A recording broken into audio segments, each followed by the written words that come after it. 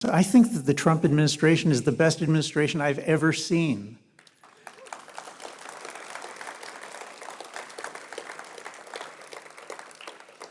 I mean, I get up in the mornings and I'm happy.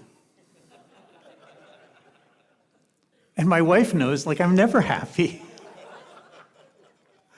It's a spectacular thing. We're just 10 years out, 10 years after, even 9 maybe, 10 years after the Trump movement, 10 years after Brexit, and we're in power. Our friends are in power. I mean, for those of you who are new here, hundreds of people like you are in the administration. Now, I've never seen this before in my life. You know, like I'm getting really old. I won't tell you how old. But this experience of having dozens of people who are really good people, like high quality people, thinking people, and they're there. I've had the honor to visit some of them in the White House and in the Pentagon and in the State Department. And it's amazing. It's an amazing feeling to see such good people there. Who'd ever believed it? 10 years. In 10 years, we succeeded in getting there. Now, let me just remind, I know that there's kind of a divide in the audience here. There are younger people and there are older people. And not everybody fits neatly into these two categories. Some people are in between. But the younger people follow what's going on online. And many of the older people, not so much. And the younger people have been going through an experience that I'm going to describe to you. I understand that many people in the room don't necessarily recognize this experience. Just bear with me, take my word for it. I think that we've been watching the best administration that I've ever seen. I'm excited about what they're doing with immigration. I'm excited by the efforts at reindustrialization, by the efforts to shift primary security responsibility in Europe, the Middle East, South Asia, from the United States as global empire and to shift it to regional actors. I'm excited by draining the swamp. I'm excited by the end of the rule of woke DEI in institutions across America and, God willing, across the world. I'm excited by the fact that there's an administration that takes crime seriously, that thinks that criminals actually need to be fought and citizens protected. That's an awful lot of things that are good about this administration. Now, I'm not saying that they're doing absolutely everything right. If I wanted to, you know, just like any of you, I have a list, things I could complain about, things I think they're doing wrong, things they really should have asked me about instead of just deciding it themselves. But you know what, I'm just not going to share that with you because right now I really want to focus on this particular fact, which is that we don't know if we're ever in our lives going to see a group of people this good, with ideas this focused and determination to this extent. We don't know if we're ever going to see it again. Now, I hope we will. I'd be really happy if, you know, if JD gets to be president for 8 years and then Marco Rubio for another 8 years, and I can keep going. I'd be really that'd be just great. But right now, what I want to talk about is I want to talk about this impulse online. And I don't think online is just some corner of America or something. I think online is actually where the future is being shaped. And I want to talk about why it is that it's so difficult for so many of our friends when they get up in the morning. They roll out of bed. Some of them say some prayers or eat some breakfast or take a shower, but not all of them. They get up in the morning, they roll out of bed, they're online, and they're telling us about how awful everything is.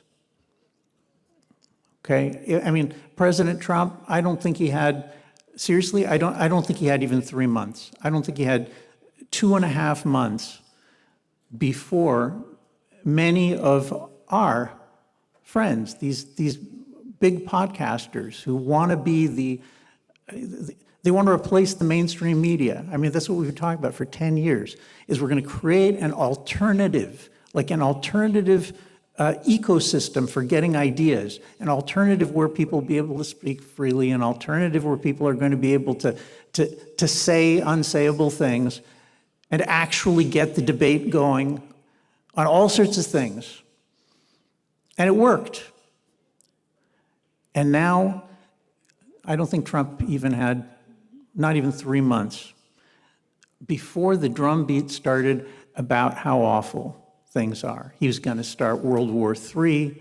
He's being controlled. He's being manipulated. He's lost the thread.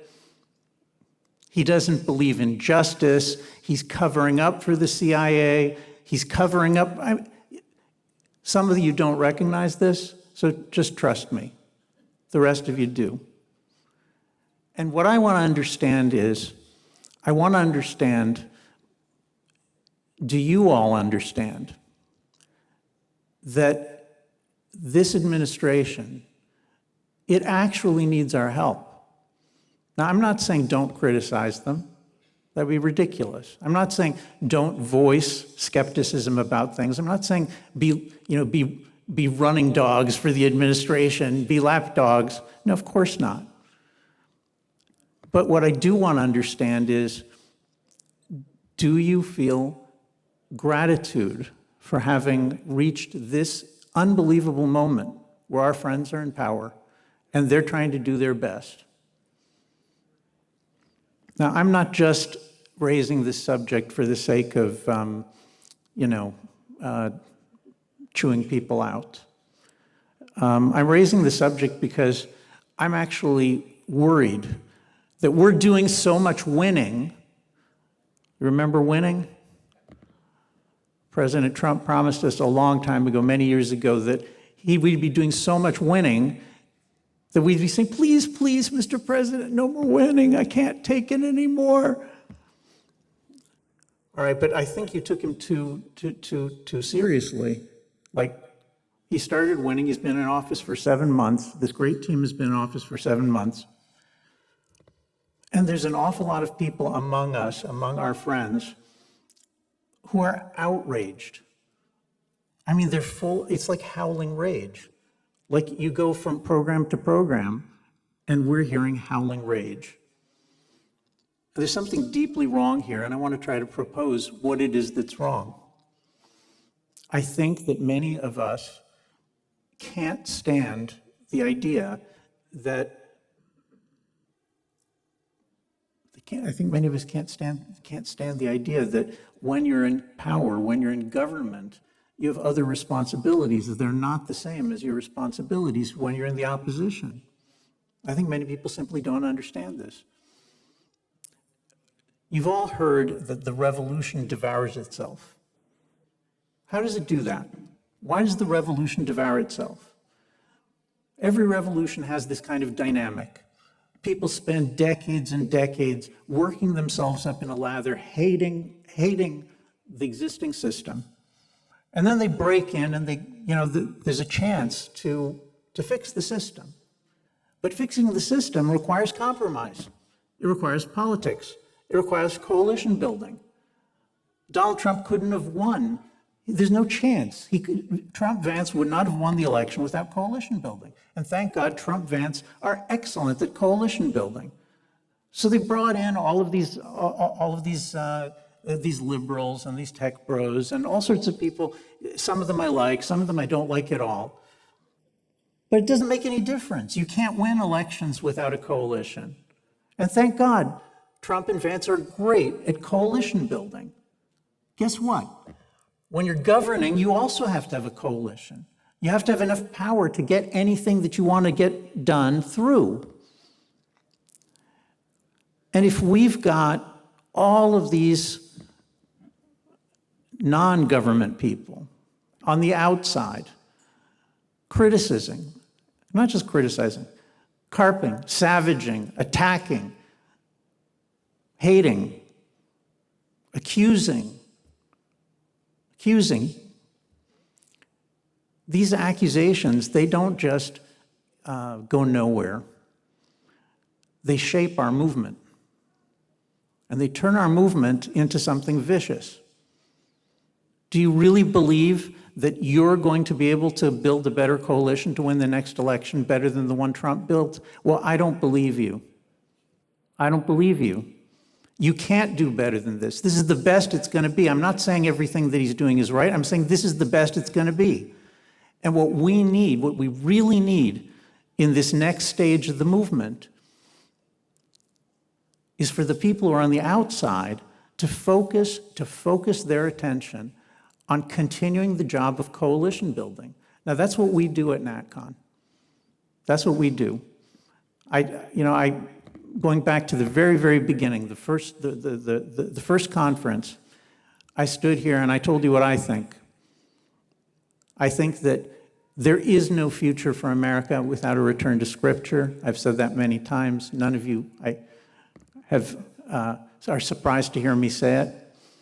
But it was hard. It's hard to do it. You know why? When we started NatCon, most of the people who rallied around the flag were Catholics.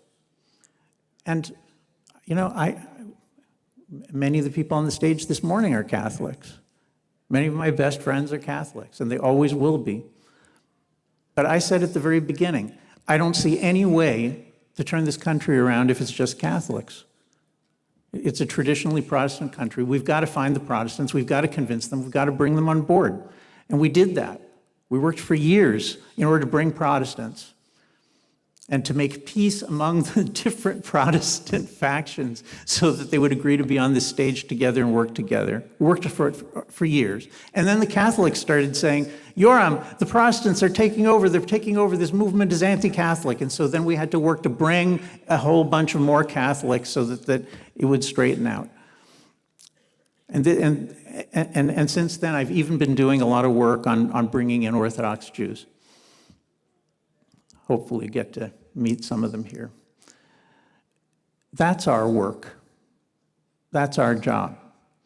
Our job is to pull together journalists, academics, think tank people, writers, people who work in the field of ideas, to bring them in together into a coalition and to hold it there, to be the intellectual substrate, underpinning of this nationalist movement. That's what we do. But what I've discovered in these last few months is that there are some people who they're not into this. They don't want the coalition. What they want is to be pure. They want to keep running the revolution. The way they see it, well, look at all these people who are supporting the Trump administration and the nationalist movements in other countries, in Britain and other countries, and look how much they are not exactly like who I would want them to be. And they're aggressively trying to make it difficult for the Trump administration to maintain its coalition. This is not just a sideshow. I want to know, how is J.D. Vance going to win the next election if what we're doing outside for 4 years, if what we're doing is tearing each other apart, accusing one another of the most horrible things, smashing one another in public? Now, you can keep doing that, but I'm telling you, if you keep doing that, you're going to hand JD, when he steps up, God willing, to run for office, or if it's Marco or any other NatCon, what you're going to be doing is you're going to be handing him a wreck of a public sphere. People hating each other, people refusing to work together, and people staying home from the election. Right? If there are two sides killing each other in public, like with words, shedding each other's blood, then neither side is going to be excited to step up when the next time there's an election. Neither side. You can't win doing this. You can only lose. You keep going this way, we're going to start hearing talk about a third candidate. We're going to start hearing talk about splitting the party. We're going to start seeing the real possibility that the left is going to be in power again in 4 years. And you yourselves are doing it if you keep up these savage attacks on Trump, on his administration, on the other people in our coalition. Now, let me say something very basic about coalitions. I've said it before, but now it's really important.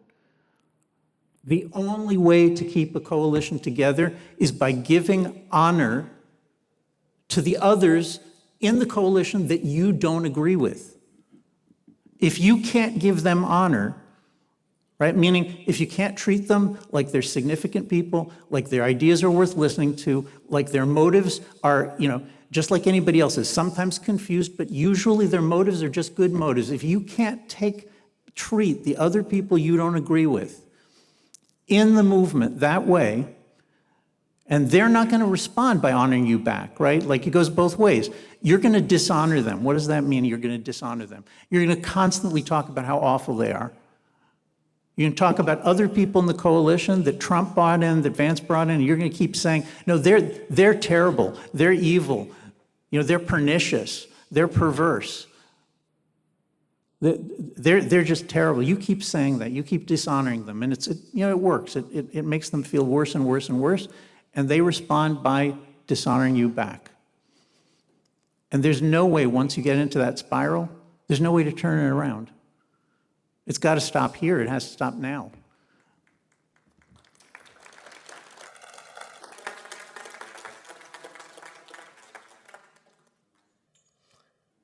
We, at this conference, we made a decision after we as the conference committee. So there's 8 people serving on the committee representing different parts of the movement, different institutions. We made a decision in June, after the U.S. strikes in Iran. We made a decision, we want a conciliation conference. We were a little bit naive. We thought that World War III didn't start. We thought thousands of Americans didn't die. So we kind of thought, okay, all these people who got really, really hot under the collar about it, that they were going to be able to say, okay, you know what? Trump, Vance, Rubio, Hegseth, Bridge Colby, Mike Anton, all those people, all our friends, they actually know what they're doing. Maybe I don't agree with the decision, but basically they know what they're doing. So we thought we were going to be able to pull together a reconciliation conference. Everybody was going to come back together and just say, we had a good fight, we had a good cry, it didn't turn out exactly like we thought, we're all right. We've got the best government we've ever seen in our lives, thank God. But it hasn't gone like that. It hasn't gone like that. All summer long, we've had friends pounding one another and accusing one another. So I'll tell you what we did with this conference. We've tried as best we can to provide a balanced conference. There's some issues in which there aren't a whole lot of disagreements among NatCons, and so on those issues we didn't try really hard to balance the panels. There's this wonderful overturn of Obergefell panel, which thank God is not even slightly balanced.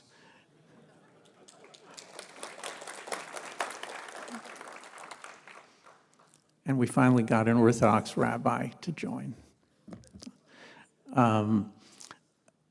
But there are things that are balanced. All these foreign policy issues, everything having to do with Israel and Iran, everything having to do with Trump doctrine, everything having to do with what kind of foreign policy makes sense.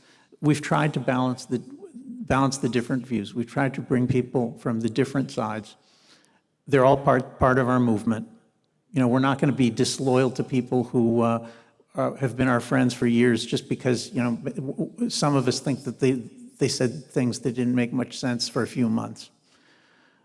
But the challenge of this conference is going to be, can we, now that we've brought the different sides together, the challenge of this conference is going to be, can we honor one another?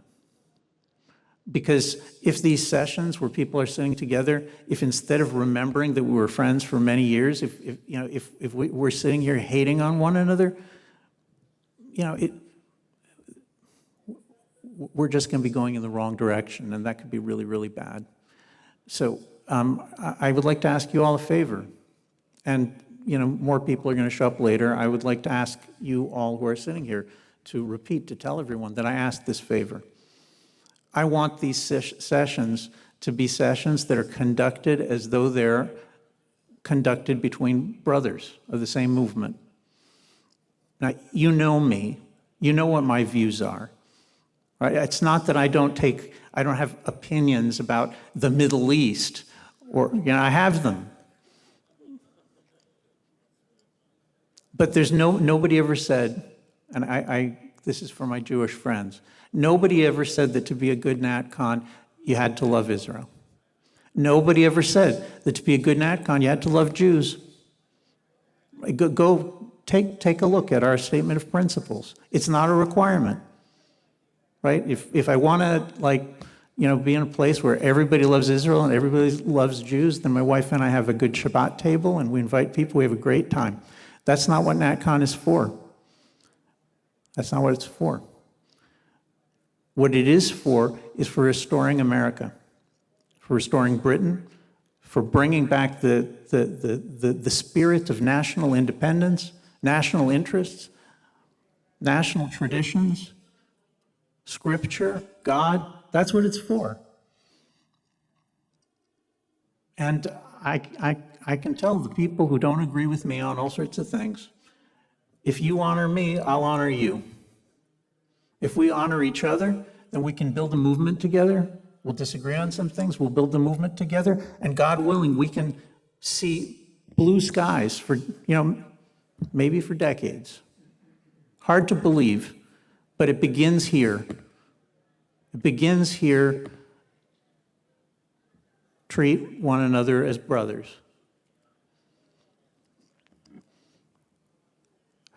Let me say a couple of words about being Jewish here.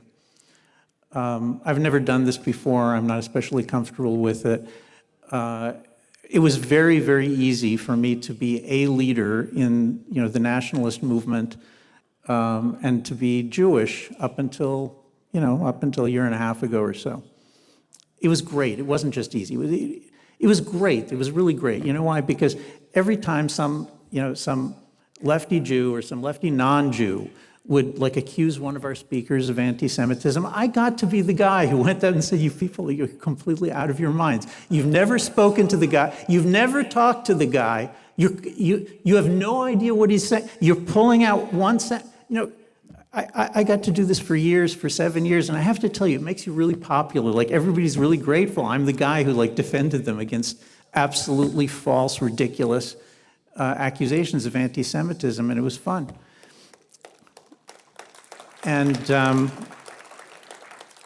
there were lots of people, especially when you do these things in Europe, and each nationalist movement in Europe thinks that the other nationalists from some other country, that they're actually totally deranged. Why? Because they're all reading the liberal media in their country. So it was great to have these conferences where the nationalists from different countries would get together and they'd say, wow, you're so normal. That's not what it seems like from reading the newspapers. It was fun. It was fun. And many, many people told me, you know what, I would have thought twice about coming to a nationalist conference, but there's an Orthodox Jewish guy who's standing there. And so I felt confident that I could come. And it was really my pleasure because the overwhelming majority of the people on the right, they really are good people. It doesn't mean I agree with them about everything, but really, really wonderful people that I've met over these years. And now it's not that easy anymore. Okay, it's not that easy anymore. Now there's not just criticism of Israel, which is fine, obviously.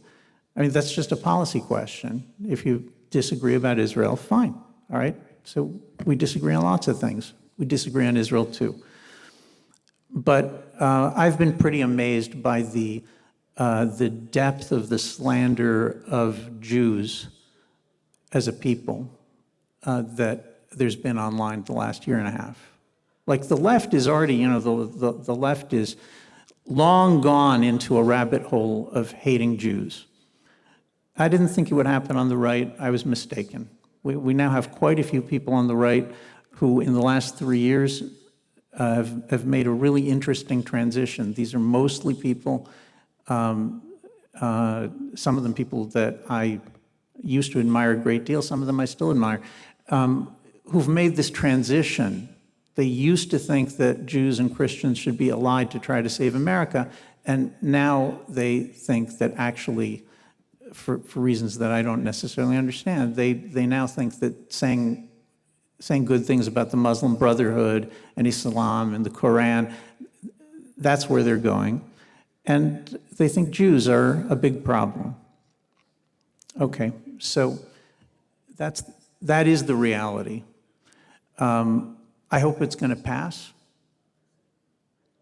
I certainly don't say that every single accusation that's made against Jews is false. Like, we all know that 80% of, let's say 67% of American Jews are liberals. That's okay. So if many Jews have liberal ideas, many Jews work to advance liberal ideas, those are not my ideas. There's 1.5 million Jews who voted for Trump. But if what's going to happen is that instead of having like a serious, honorable conversation about let's rethink the relationship between Jews and Christians in America, let's rethink the relationship between Jews and Christians in the West, if instead of having like a serious conversation about it, and I agree that on some very important issues, that's a conversation we absolutely have to have, and we can have it here.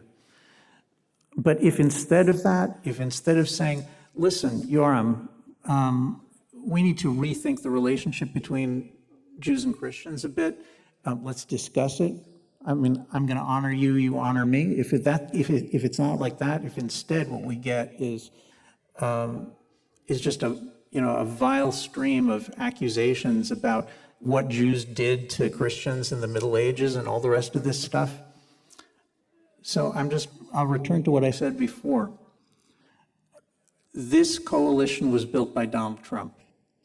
This coalition is broad enough to be able to win the next election and the next one and the next one. If you take it upon yourself to drive members of the coalition out, to dishonor them, to keep dishonoring them until the point where they say, all right, fine, you can have it. If you do that, all you're doing, you're destroying Vance's prospects, you're destroying Rubio's prospects, you're destroying America's prospects. So we have a choice that we need to make, and I have a proposal. There are people who they can't stand the fact that we have the greatest administration we've ever seen, and they've just got to attack it and savage it because it's not perfect. And I'm telling you, I'm asking you, let's make a point of learning how to govern. That's not just the people in office. That's also the people at this conference and everybody you know. Let's make a point of learning how to govern. Governing means we need to build our coalition. We need to maintain our coalition. That means that we need to honor one another. We need to create the runway for the next election victory and the one after that. And the only way to do that is through mutual honoring of different groups and different factions within this coalition. There is no other way to do it. So when you get that choice, when you turn that dial, whatever it is, you get that choice between being somebody who, listen, I've just got something I've got to say. Let's just destroy the coalition, but we'll be pure. That's one choice. Let's help the revolution consume itself, destroy itself. The other choice is, you know what? I don't agree with everybody in this coalition, but gosh, look at what they're achieving. Look at what they're achieving. There's no limit to what we can achieve if we honor one another. And there are severe limits to what we can achieve if it's more important for us to take the other guy down than to keep this coalition going. Okay, so I'm sorry to have started on this kind of a a down note. But I have a great deal of confidence. I have a great deal of love for the people here. I have a lot of confidence. I think that 3 days from now, we're going to come out the other side of this, and we're going to say, I can't really remember why we were hating on one another so much. Because even if I don't agree with everybody here, they're really not such bad guys, and mostly we're on the same side. I believe that 3 days from now, we're going to come out the other side, and that's where we're going to be. And I'm asking you for your help. I'm asking you for your help to make sure that happens. Thank you.